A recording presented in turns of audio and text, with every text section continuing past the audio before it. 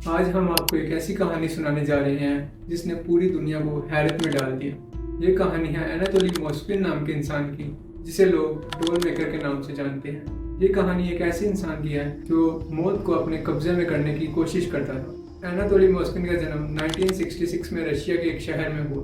उन्हें इतिहास और पुरानी किताबें पढ़ने का बहुत शौक था, लेकिन उनके शौक में ऐसी तब्दीली आई जिसने पूरी दुनिया को हिला के रख दिया।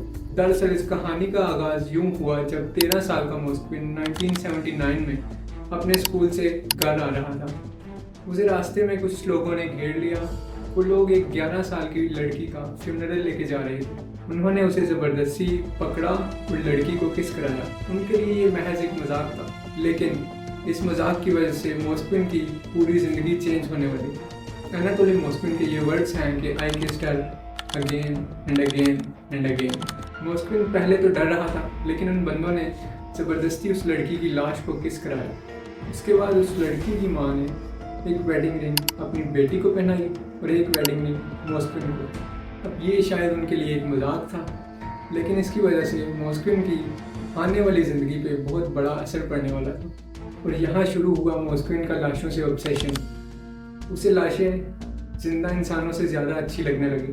अब उसके अकॉर्डिंग उसकी लाइफ का एक ही मकसद था, लाशों की देखभाल करना। लेकिन उसने जो तरीका अपनाया उसने पूरी दुनिया को हैरान कर दिया। मोस्किन का इंसानों में कोई इंटरेस्ट नहीं था, वो अपने आप में मगन रहता था। और फिर उसने कब्रों के पास जाके सोना शुरू कर दिया, लेकिन वहाँ ठंड होती थी और उसे पता लगा कि एक ट्राइब के अकॉर्डिंग लाशें तभी कम्युनिकेट कर सकती हैं जब टेम्परेचर थोड़ा हाई हो।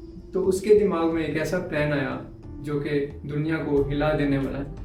उसने कब्रों से लाशें निकालना शुरू कर दिया। वो ग्रेवयार्ड जाता, लाशें आइडेंटिफाई करता और उन्हें निकाल के अपने घर ले आता। उसने लाशों की मम्मीफिकेशन शुरू कर दी। वो लाशों को मम्मीफाई करता और एक डॉल बना के अपने घर में सजा के रख देता। अब ऐसा काम तो कोई साइकोपाथ ही कर सकता है। वो लाशों को निकालता, ड्राई करता और उन्हें अपने घर सजा के रख देता। अब उसके अकॉर्डिंग ये काम बुरा ना था। जब उससे पूछा गया कि आपको पता भी है कि आप क्या कर रहे हैं, तो उसका जवाब ये था कि ये मुझसे बेहतर कोई नहीं जान सकता। अब ये सिलसिला कई सालों तक यूं ही चलता रहा, जब तक 2009 में कई लोगों ने ऑब्जर्व किया कि उनके रिलेटिव्स की लाशें गायब हैं। कई लोगों ने ये ऑब्जर्व किया कि उनके रिश्तेदारों की कब्रें खोदी गई हैं। ये काफ़ी मिस्टीरियस केस था और कई लोग इस सोच में पड़ गए कि आखिर ये लाशों का करता क्या है और ये लाशें लेके जा कौन रहा है। आखिरकार पुलिस ने इन्वेस्टिगेशन की और 2 साल बाद 2011 में मोस्किन को अरेस्ट कर लिया गया।